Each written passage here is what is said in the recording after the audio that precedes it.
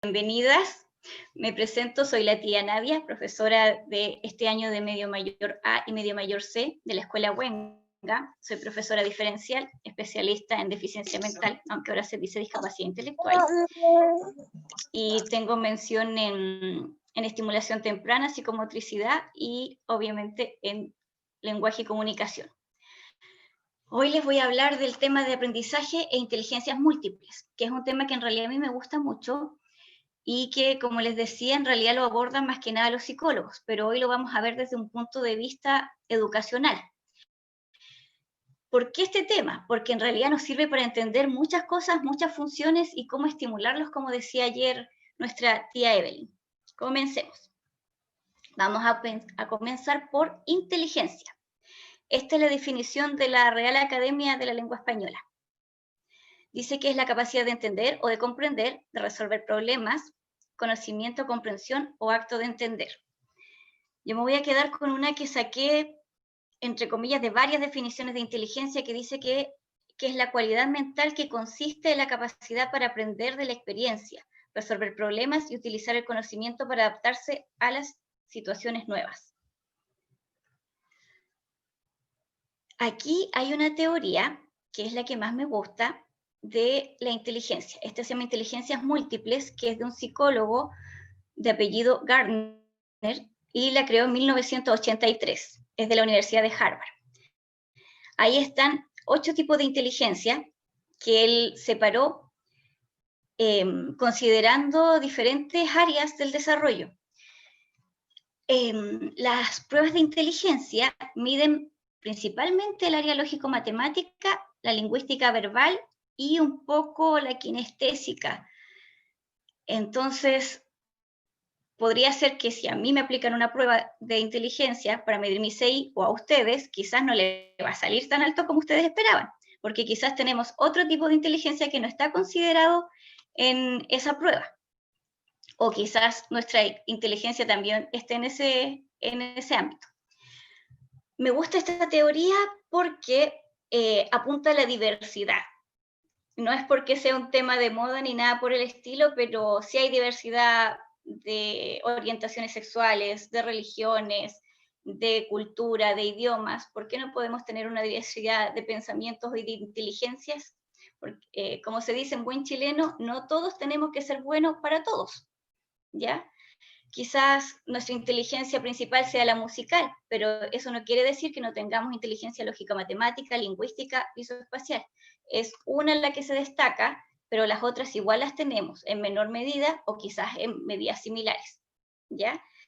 Me gusta esta también porque apunta a la autoestima, porque de repente nosotros decimos, pucha, yo no soy bueno en matemáticas, mi hermana o mi papá es seco en las matemáticas, ¿por qué yo no soy así?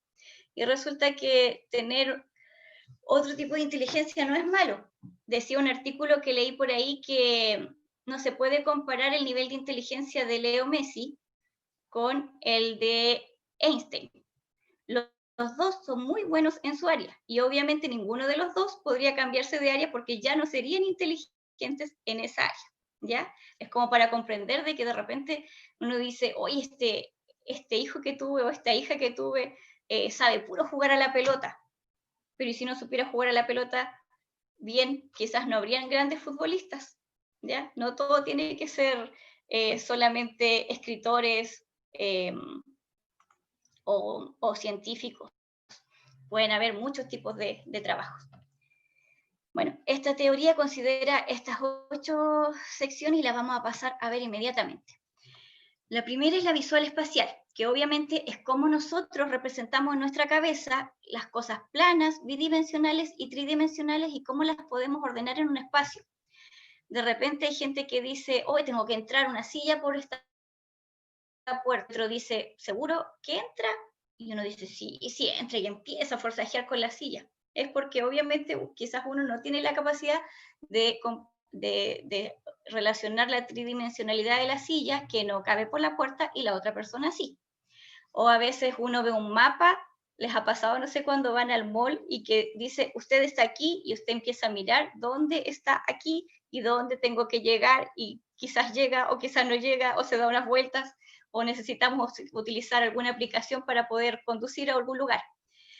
Las personas que tienen este tipo de inteligencia obviamente no tienen ese problema. Ahora, desde el punto de vista educacional, ¿cómo podemos estimular esta inteligencia? Porque sus hijos y sus hijas están en una edad clave para estimular todos los tipos de inteligencia. Podemos estimularlas modelando plasticina, greda, masa, tallar madera, que es un poco más complicado a esta edad. Las actividades traté de colocarlas en edades de niños pequeños para que puedan ser aplicables a sus hijos, ¿ya? Jugar Tangram, Rubik. Estos juegos tienen harto de capacidad visoespacial, o los juegos de puzzles que tienen alguna base. Algunos videojuegos como Minecraft o conducir autos. Ver o representar un mapa. Esto puede ser muy sencillo en la casa, podemos jugar a hacer un mapa de la casa y esconder un tesoro. Y que el niño o la niña busque ese tesoro guiándose por el mapa. No sé, partimos desde la puerta del patio y el tesoro puede estar escondido en el baño, en la cocina, en el dormitorio. Podemos buscar múltiples juegos con un mapa. La inteligencia lingüística verbal es la capacidad de que nosotros hagamos que el resto nos entienda, que nosotros expresemos de tal manera las cosas que el resto nos crea y nos convenza. En esta área se destacan los políticos, los escritores, los poetas, los actores y los periodistas. ¿Cómo estimulamos desde el punto de vista educacional esta área? Bueno, primero que nada, con todas las actividades que manda tía Evelyn. Todas las actividades que manda tía Evelyn son específicas para estimular esta área.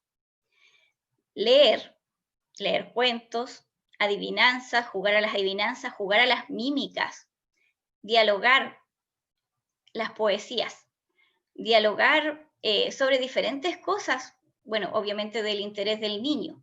Como decía tía Evelyn ayer, expandirle el vocabulario, por ejemplo, mira, tu muñeca está sentada. ¿Dónde está sentada?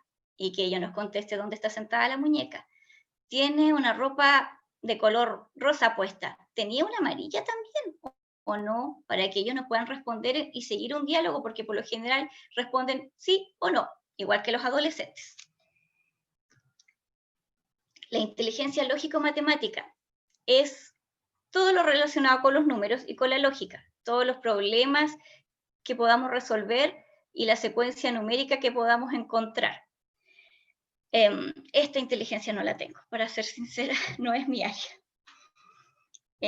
Aquí en esta área destacan los científicos, los economistas, los ingenieros, los matemáticos, los contadores.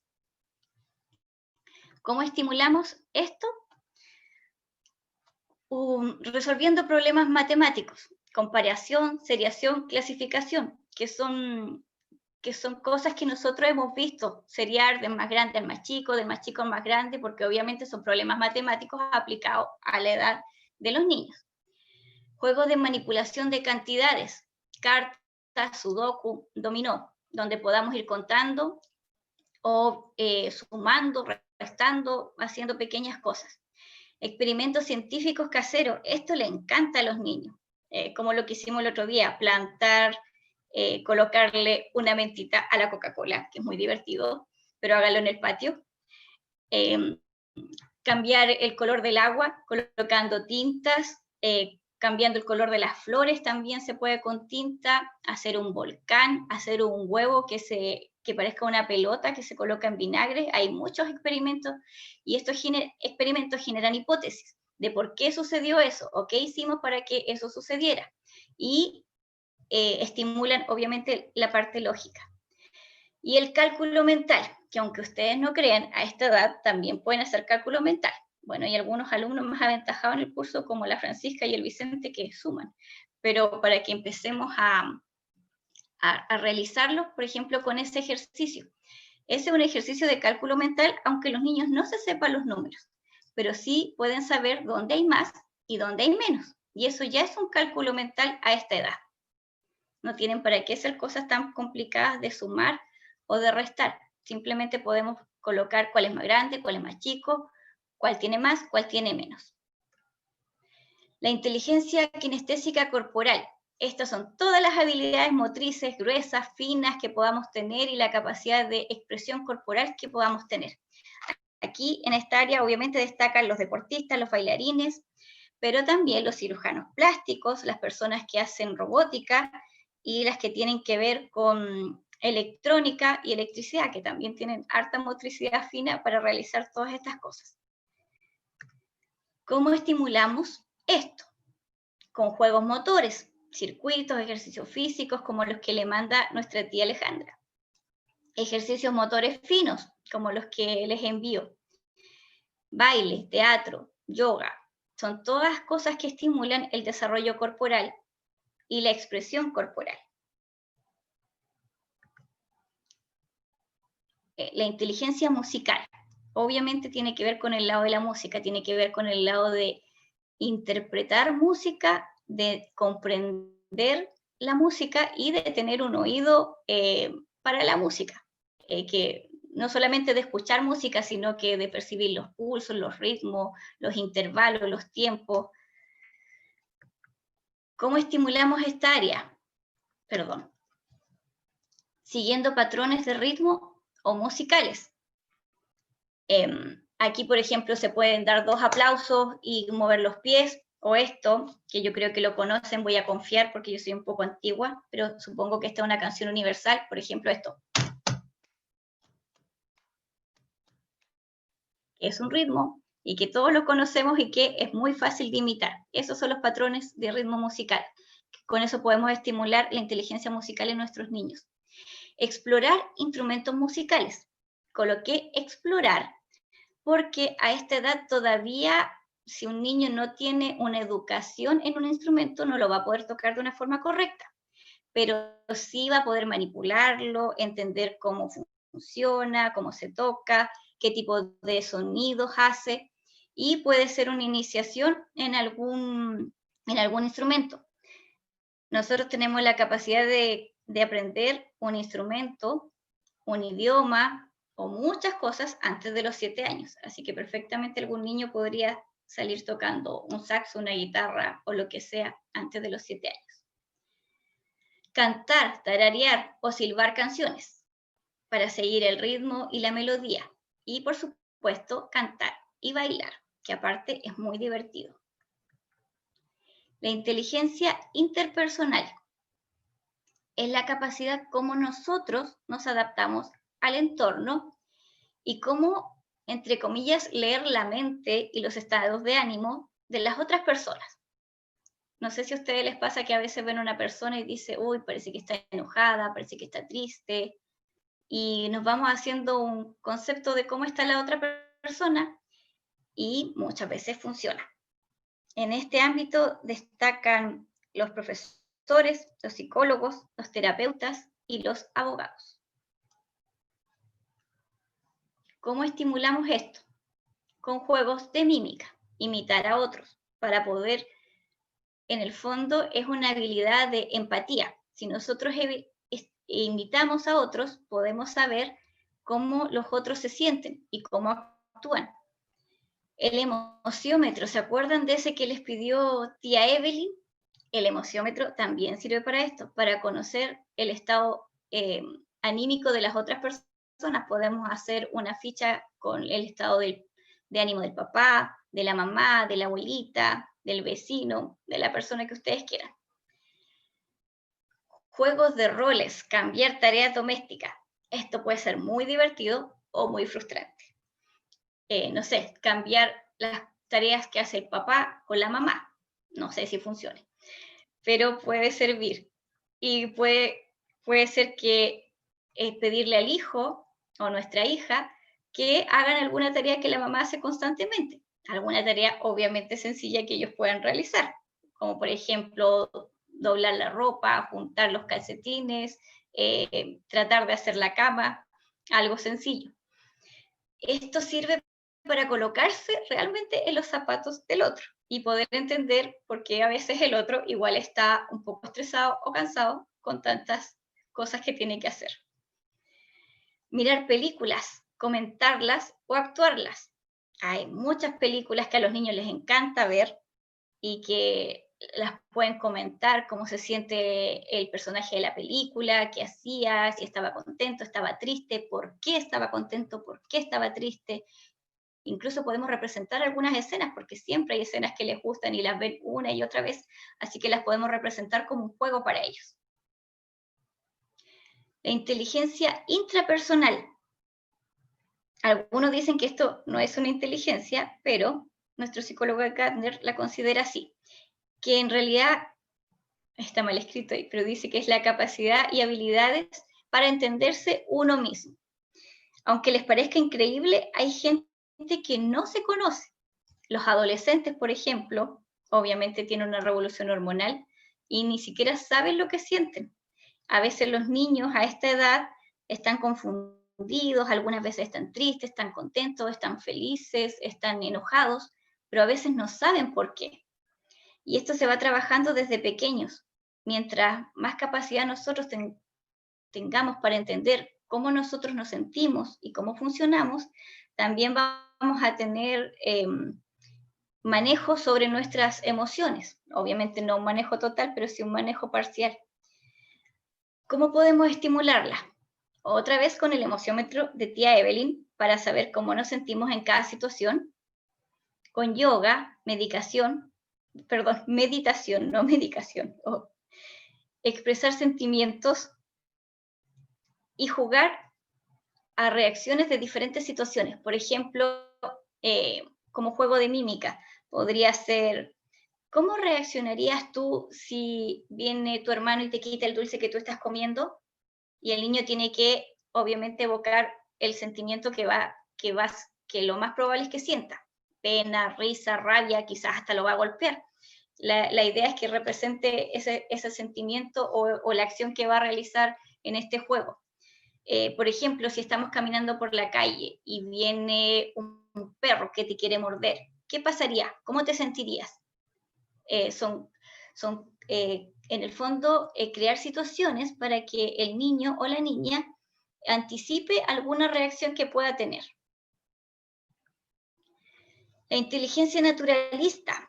Esta inteligencia se incorporó en 1995, a diferencia de las otras que eran del 83, y que tiene que ver con una capacidad de sobrevivencia. Algunos dicen también que no es una inteligencia, pero yo creo que en este momento está súper en boga este tema del naturalismo y, y quizás no es una inteligencia, pero sí es una ayuda y una toma de conciencia que nosotros todos deberíamos tener. ¿Cómo estimulamos esto? Por ejemplo, con una mini huerta en casa para saber cómo crecen las plantas, algunas propiedades, por ejemplo, que la menta sirve para el dolor de guatita, la manzanilla, o que la melisa nos ayuda a dormir, de que si plantamos una lechuga vamos a tener alimentos, vamos a tener una ensalada, que si plantamos tomate también vamos a tener alimentos. Y también va a servir para que los niños entiendan el proceso de crecimiento de las plantas. Cuidar animales y plantas, lo mismo. Si tiene una mascota, alimentarla, peinarla, hacerle aseo dentro de las posibilidades que ellos tengan. Crear una conciencia ambiental, el reducir, reciclar, reutilizar, que quizás no creo que sea una moda, yo creo que es una toma de conciencia de las cosas que necesita nuestro planeta. Como por ejemplo fue para mí una muy buena medida, aunque no para todos, que eliminara las bolsas plásticas. Aunque muchas veces se nos olvidan y tenemos que volver a comprar otra bolsa, pero en realidad baja la producción de plástico que hace tan mal a nuestro planeta. Observar el clima y sus efectos. No es que sean unos meteorólogos, pero por ejemplo que entiendan que si llueve no es necesario que reguemos las plantas que están en el jardín o que están en el patio, que si hace frío se crea una pequeña capa de hielo que puede hacer que nuestras plantas se sequen, se mueran, que si hay mucho sol también es necesario regar las plantas porque el agua de la tierra se va a consumir, e incluso para saber cómo vestirse depende del tiempo atmosférico que hay en el exterior. como les decía, es una capacidad de comprender los elementos del entorno, así que nos sirve para muchas cosas. Esto es lo que les voy a hablar en cuanto a las inteligencias múltiples. Si tienen alguna duda, si quieren la colocan en el chat para que después no se les olvide o la dejan anotadita por ahí. Vamos a hablar ahora de aprendizaje. Es la acción y efecto que tiene algún arte, oficio u otro, perdón, que no veo aquí la pantalla, u otros, uy, perdón, adelante, u otra cosa, eso es lo que decir, el tiempo que se emplea en el aprendizaje. El aprendizaje en sí es un proceso complejo que va de la mano con la enseñanza. El aprendizaje en sí no existe si no existe una enseñanza.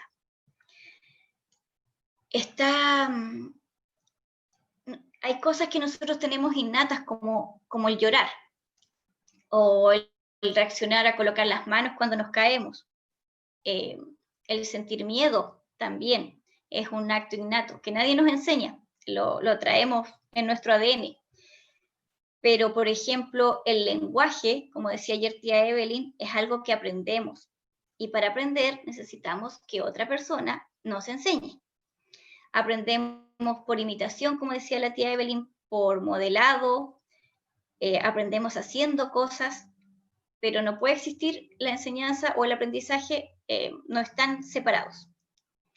En nuestro país existe un decreto que regula el proceso en el aula, que es el decreto 83, que es para los niños de prebásica hasta media, ¿ya? En el fondo este decreto lo que dice es que nosotros los profesores y las personas que trabajan en un colegio deben garantizar que todos los niños aprendan y debemos buscar los medios para que todos los niños aprendan. Ahora, si eso se logra o no se logra, ustedes deben juzgarlo. En el fondo, lo que dice este decreto es que nosotros debemos presentar las cosas de tal manera de que el niño que tenga más alto rendimiento, como el que tenga menor rendimiento, ya sea por capacidad mental o alguna condición social, neurológica, los dos, en el fondo, entiendan y comprendan el contenido o el concepto que se les está enseñando en ese momento. Sobre aprendizaje existen miles de teorías, casi todas antiguas. La inteligencia múltiple es una de las teorías de aprendizaje, como la conductista, que dice que nosotros tenemos que enseñarle al niño y conducirlo hacia algún camino. La constructivista, que dice que nosotros tenemos que ir con el niño apoyándolo, creciendo juntos en el fondo. La de aprendizajes significativos, la teoría de aprendizajes emocionales, que ese es muy interesante. Pero hoy vamos a ver la que en el fondo está de moda, la más top, o la que está en boga en estos momentos, que es por la que vamos a guiarnos, que es la neurociencia, que en este caso la vamos a ver como neuroeducación. Esto es un conjunto de ramas de estudio que se juntan para entender cómo funciona el cerebro y cómo nosotros aprendemos. Aquí está ligada la neurología, la psicología y la educación.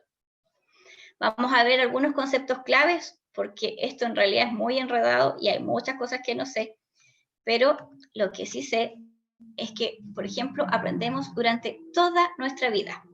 Tenemos algo que se llama plasticidad neuronal. Antes se creía de que cuando una neurona se moría, simplemente. Pero en el fondo, cuando una neurona se muere, hay otras neuronas que pueden ocupar su lugar o que pueden hacer un puente para que sigamos aprendiendo o sigamos manteniendo los conocimientos que teníamos.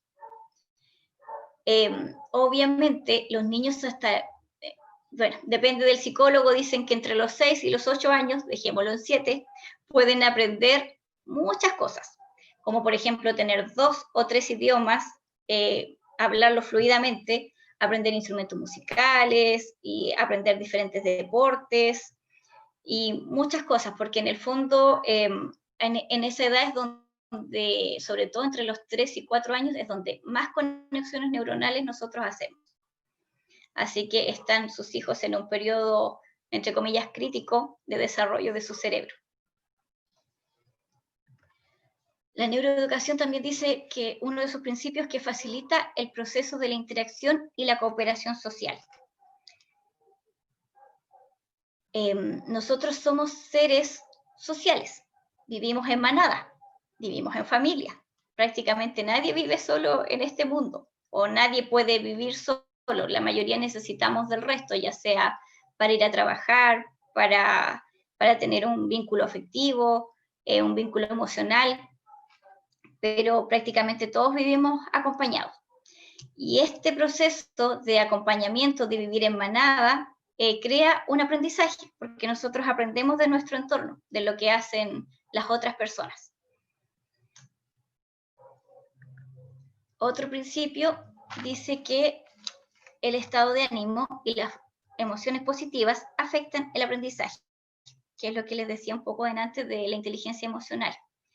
Y esto es verdad, porque por ejemplo cuando un niño o una niña se levanta con las mañas, como decimos nosotros, pucha que es difícil, ¿sí o no? Es difícil que incluso hasta que se vista. Entonces, ¿cómo vamos a hacer que vaya a una clase, que vaya feliz y que aprenda algo de esta clase si en el fondo su estado de ánimo no es el más óptimo? Las emociones positivas, darle refuerzos positivos, hacer de que el niño disfrute una clase, de que el niño disfrute una actividad, un juego, también genera aprendizaje porque quizás no vamos a acordarnos fácilmente de lo que estábamos aprendiendo, pero sí de la alegría que teníamos en ese minuto. Y a partir de esa alegría, nuestro cerebro puede evocar el conocimiento que estábamos trabajando en ese minuto. Otro principio son las experiencias multisensoriales, que es lo que también dice nuestro decreto 83, que nosotros tenemos que buscar diferentes vías para presentar los contenidos. Habla también de una teoría que se usa todavía, pero que se supone, según algunos psicólogos, que está un poco obsoleta con esto de la neuroeducación, de que dice que nosotros tenemos 3 vías principales para adquirir los conocimientos, que son la visual, la táctil y la kinestésica. No estoy tan de acuerdo con que no funcione. Creo que se me va a apagar el micrófono. Voy a apagarlo.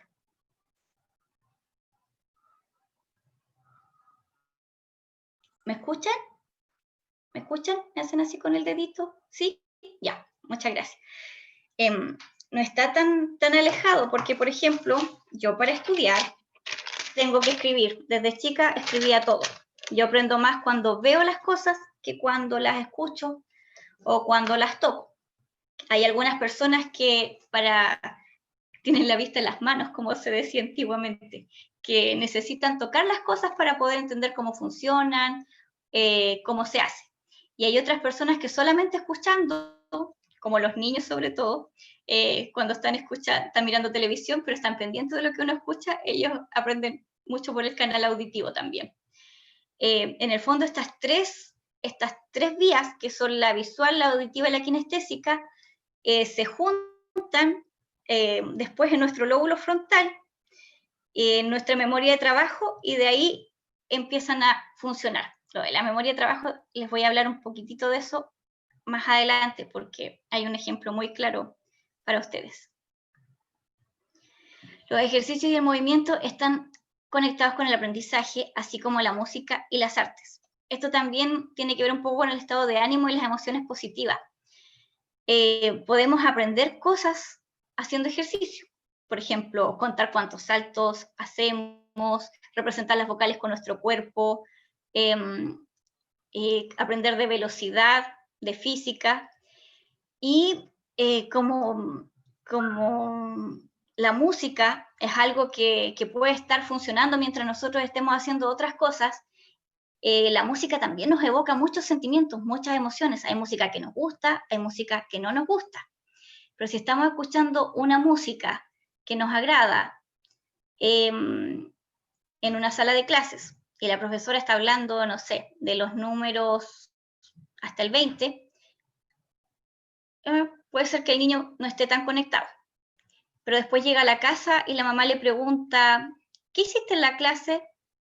No, no sé. La verdad, la profesora habló algo de los números, pero no me acuerdo.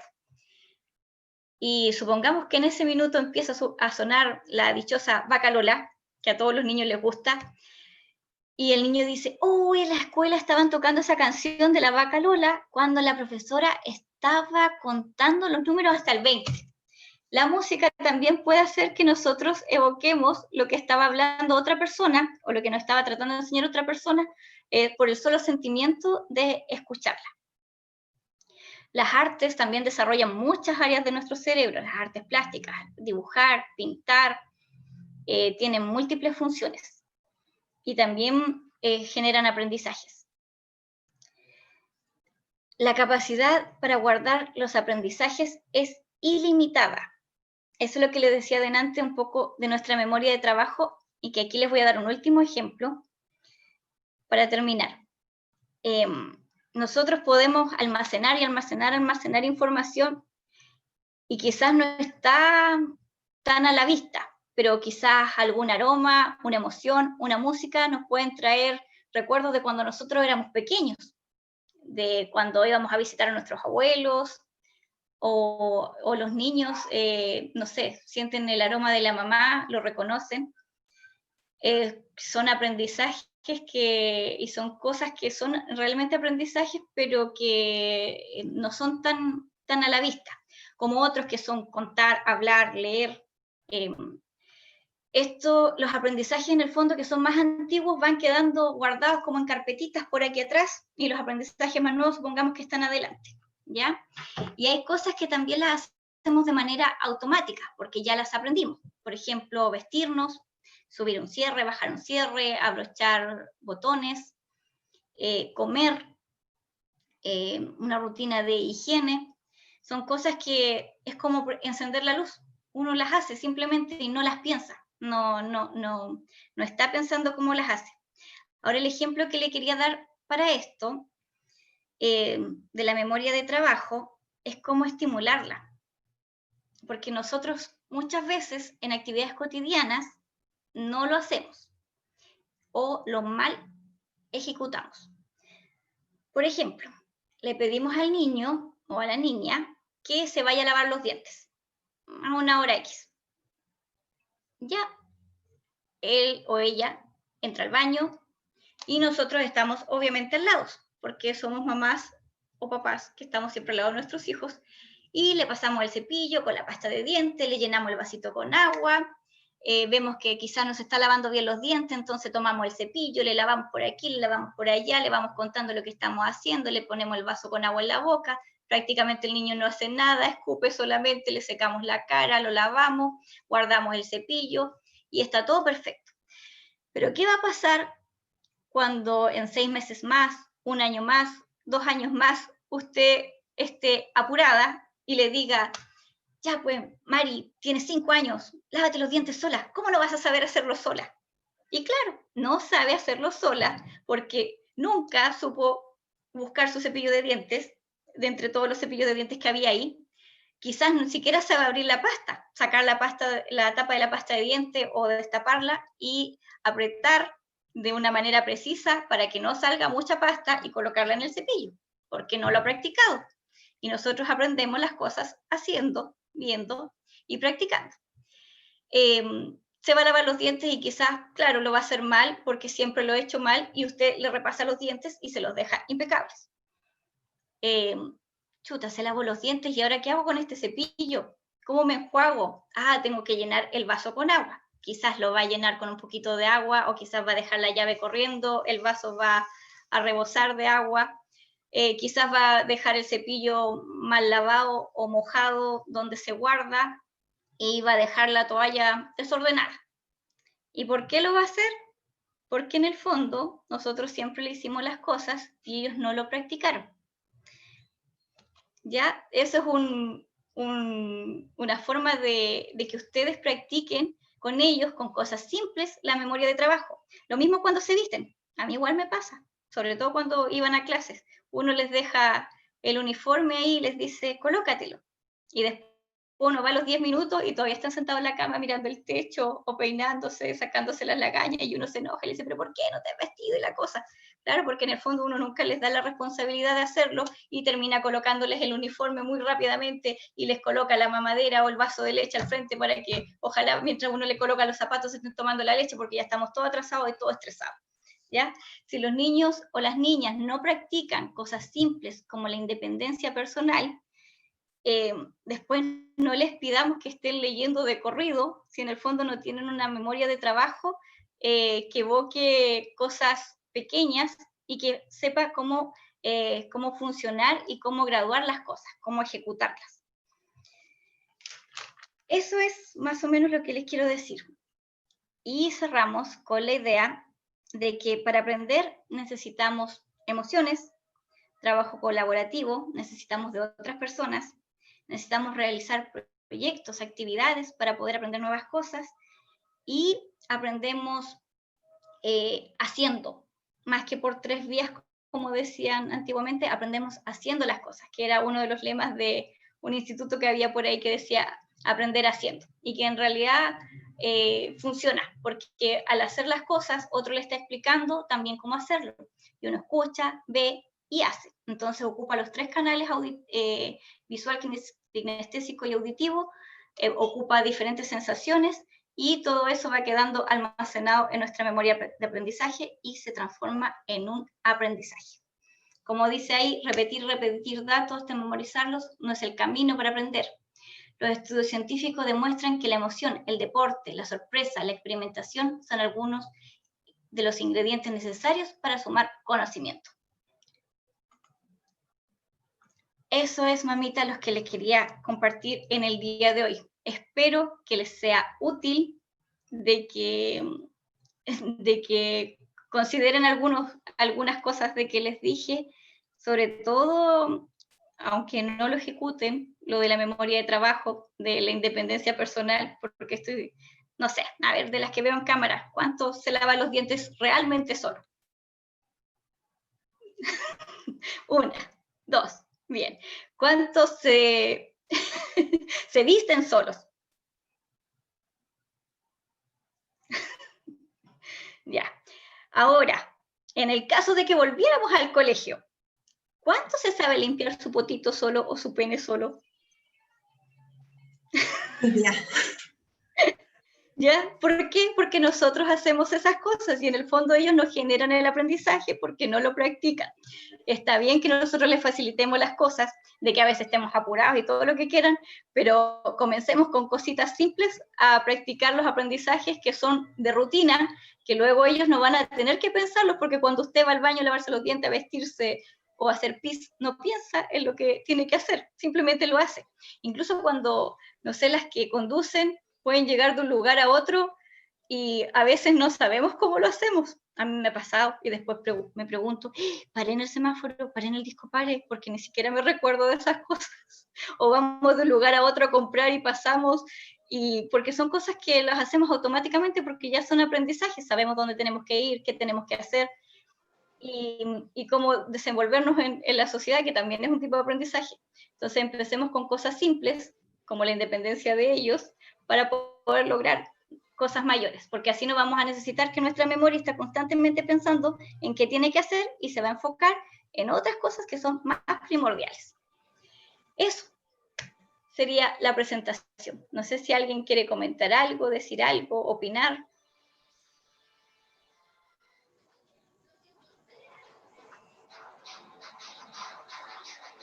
¿Nada? Bueno, les vamos a dejar la presentación entonces grabadita y la van a ver también luego en YouTube para las apoderadas que no pudieron estar. Les agradezco enormemente estar aquí, su tiempo, tía Evelyn. Yo quiero dar las gracias, me pareció súper interesante el tema. y ojalá que las mamás pongan en práctica todo lo que aprendieron ayer y hoy. Es harta información, pero bueno, para eso estamos. Cualquier duda que tengan, nos tienen que escribir, saben cuáles son los canales a través de los cuales nos pueden ubicar. Nosotros siempre estamos dispuestas, así que cualquier consulta nos escriben. Y agradecerle a la tía Nadia su excelente presentación, un dominio completo del tema. Voy a estudiar psicología, tía Evelyn, mejor, para aprender otro poco más. Bueno, mamitas, eso sería. Agradecer igual a tía Evelyn. Ayer estaba un poco nerviosa porque tenía una situación casera aquí durante las charlas y no le pude decir a tía Evelyn de que en realidad había estado muy, muy buena su presentación, súper clara. Me encanta el tono de voz de tía Evelyn, me relaja, no como el mío que es rápido, rápido, rápido, rápido. Parece que es de profesora, tratando de explicar y de mantener el tiempo controlado para que los niños aprendan y mantengan la atención. Así que muchas gracias, tía Evelyn, por todo lo que nos enseñaste ayer y que definitivamente está muy relacionado con lo que vimos hoy. Escogieron muy bien los papás los temas. ¿No es cierto? Sí, exactamente. Sí, si estuvieron las dos charlas, en realidad les va a hacer mucho nexo esto y van a comprender muchas cosas. Así que un abrazo muy grande para ustedes. Nos estamos viendo. Yo voy a subir el video ahora a YouTube y les mando la información apenas se suba, les mando los dos links, el de ayer, y les voy a mandar la presentación igual de mía, de ayer. ¿Ya? Ya les envío la... Sí. ¿Ya? Para que los tengan y lo puedan revisar, cualquier duda que tengan. ¿Ya? Chao, mamitas. Que estén bien. Que estén bien, cuídense mucho. Muchas gracias por asistir. Chao, chao, Katy. Va, chao, Katy, chao, Francisca. Donde dice Katy, Katy está por